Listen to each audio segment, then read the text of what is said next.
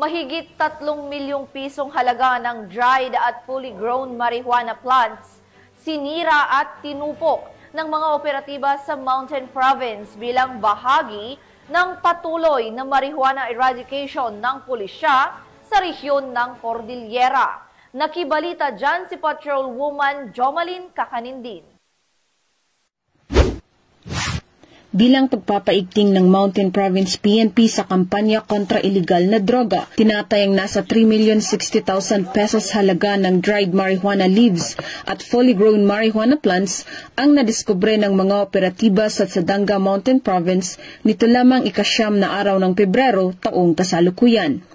Matagumpay ang operasyon dahil sa pagtutulungan ng mga operatiba sa pangunguna ng Sadanga Municipal Police Station, katuwang ang Mountain Province PPO, RID Procar, RIU-14 at PDEA Mountain Province.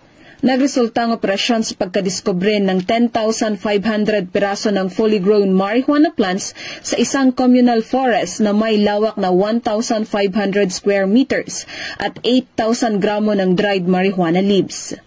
Bagamat walang nahuling cultivator, binunot at sinunog ng mga operatiba ang pinagbabawal na tanim at dried marijuana leaves sa mismong lugar pagkatapos makakuha ng sapat na sample upang isumite sa PDEA CAR para sa karagdagang pagsusuri. Ang matagumpay na operasyon ay patunay lamang na kaisang pambansang pulisya katuwang ang ibang ahensya ng gobyerno sa pagpapaigting ng kampanya kontra iligal na droga bilang pagsuporta sa adhikain ng kasalukuyang administrasyon tungo sa isang bagong Pilipinas.